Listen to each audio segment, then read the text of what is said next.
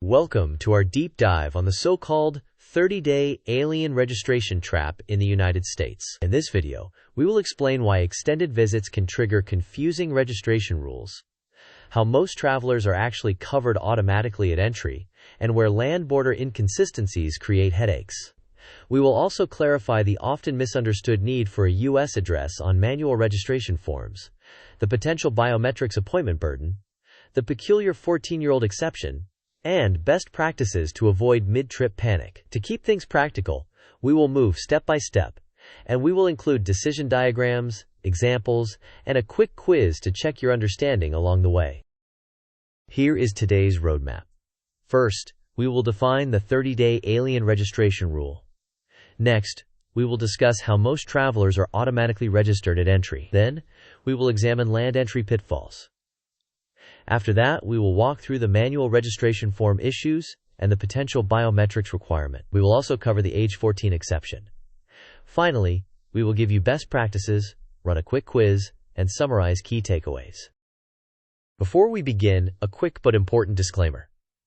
This video provides general information only and does not constitute legal advice. Regulations and procedures can change without notice, and practices can vary between ports of entry and individual officers. For guidance tailored to your situation, consult official sources such as CBP or USCIS, or seek advice from a qualified immigration professional.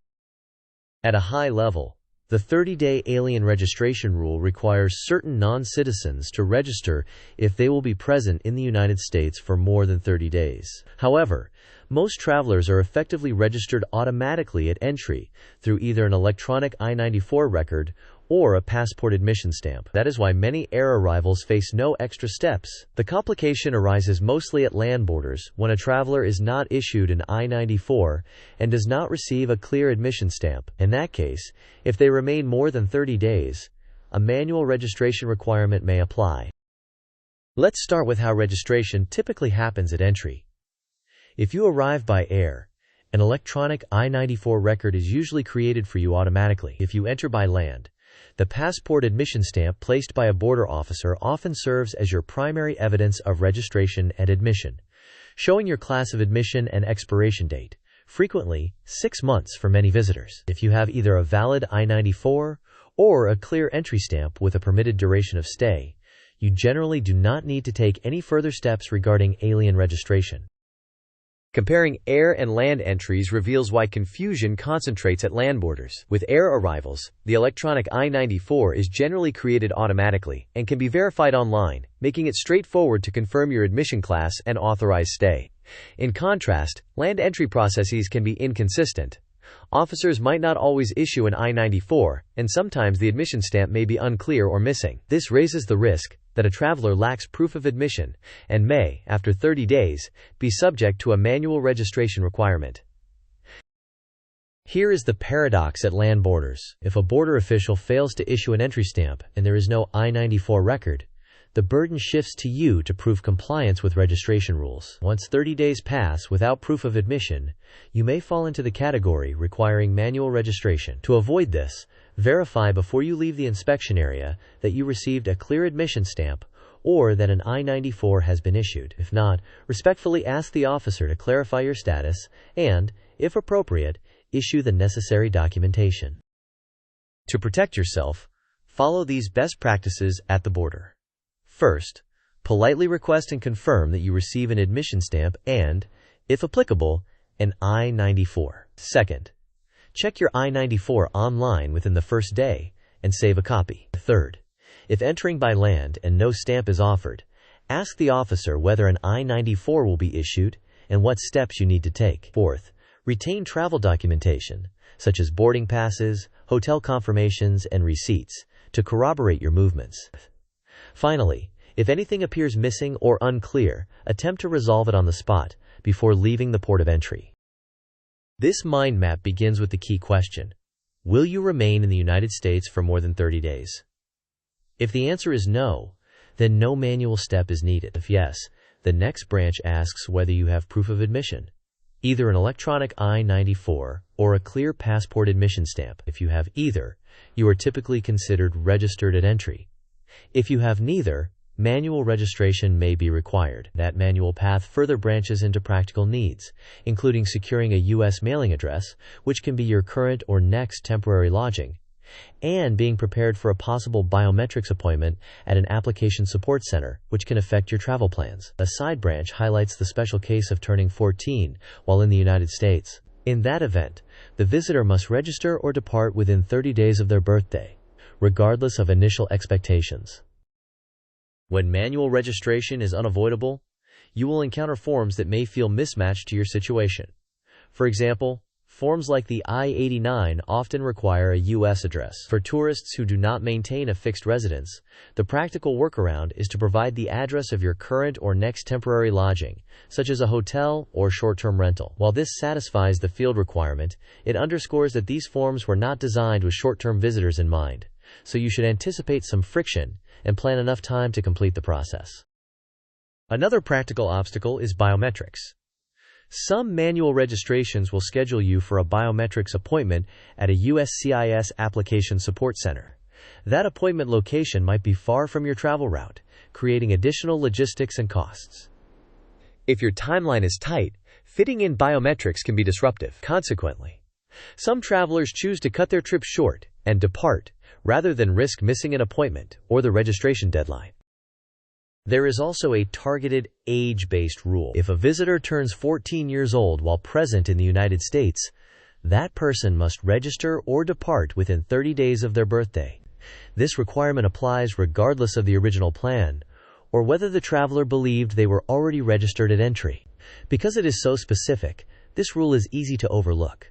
If the 14th birthday will occur during the trip, plan ahead and mark the deadline on your calendar. Quiz time. Here is the scenario. You entered by land for a multi-month road trip. Your passport has no admission stamp, and you cannot find an electronic I-94. It has now been 32 days. What is the most prudent next step? Option A. Ignore it, because tourists are always registered automatically. Option B. Immediately seek to complete manual registration, or consider departing to avoid non-compliance. Option C. Wait until 60 days have passed to see if an I-94 appears. Option D. Provide no U.S. address because you are a tourist. You may pause the video now to think about the answer. We will discuss the answer in the next section of the video. The correct answer is to immediately seek to complete manual registration or consider departing to avoid non-compliance. Since more than 30 days have passed and there is no admission stamp or I-94 record, the manual requirement may be triggered. Taking prompt action helps you mitigate risk and avoid additional complications. Here are the key takeaways.